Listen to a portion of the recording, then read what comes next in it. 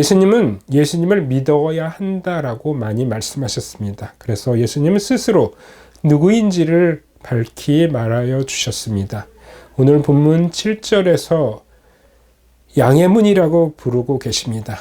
먼저 예수님은 양들이 문을 통해서 양의 우리에 들어가야 한다고 말씀합니다. 예수님이 정문입니다.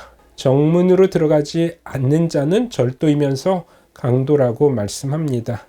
정문을 통해서 들어가는 사람은 당당합니다. 고등학생들이 아침에 지각을 하면 교문으로 들어가지 못하고 학교 담 밑에 뚫려 있는 개구멍으로 들어갑니다. 예수님은 왜 양의 문에서 그 말씀을 해주고 있을까요? 예수님은 예수님을 통해서만 양들이 우리로 들어갈 수 있기 때문에 양의 문이라고 말씀합니다.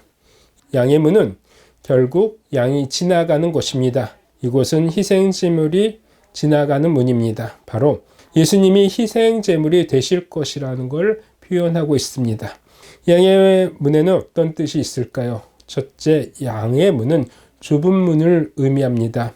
마태복음 7장 13절에서 14절을 보면 좁은 문으로 들어가라. 멸망으로 인도하는 문은 크고 그 길이 넓어 그리로 들어가는 자가 많고 생명으로 인도하는 문은 좁고 그리 협착하여 찾는 자가 적음이라. 좁은 문은 들어가기가 쉽지 않습니다. 셀리 디온이라는 가수는 세계 최고의 여가수였습니다. 타이타닉 주제가를 불렀습니다. 그는 엄청나게 물질을 벌고 있었고 명성도 대단했습니다. 그런데 갑자기 은퇴를 선언했습니다. 이유는 간단합니다. 남편이 지금 후두암의 투병 중에 있습니다. 지금은 남편에게 내가 가장 필요한 시간입니다. 이제 남편 곁에서 병간호를 하는 일이 내가 해야 할 일이라고 생각합니다. 이제 남편에게 진 빚을 내가 갚을 차례이기 때문입니다. 그리고 정말 은퇴를 해버렸습니다. 그녀는 쉽지 않은 좁은 문을 택했습니다. 마찬가지입니다.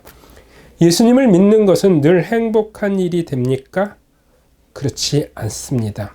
때로는 수고와 헌신이 따릅니다. 고통도 감내해야 하는 좁은 길로, 좁은 문으로 가는 길입니다. 둘째, 양의 문은 열어야 합니다. 예수님이 문이라고 말씀하고 있는 것은 열어야 한다라는 의미를 담고 있습니다.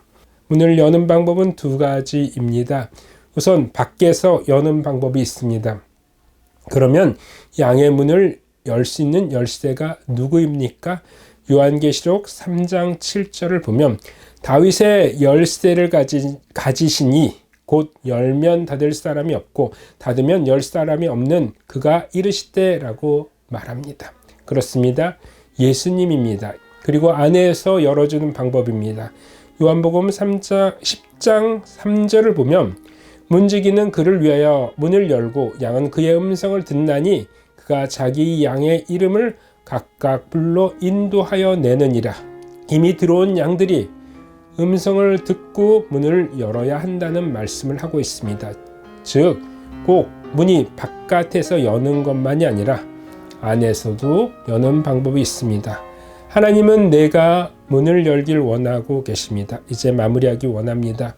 유일한 구원의 통로는 예수님이십니다. 그래서 오늘 다시 한번 믿음의 고백을 하기 원합니다. 왜? 예수님이 나의 양의 문이기 때문입니다. 그래서 구원을 선포합니다. 예수는 나의 주. 우리 모두는 양의 문이신 예수님과 동행하면서 예수 그리스도를 믿는 믿음의 실력을 가지고 살아야 합니다. 이것을 믿으시기 바랍니다.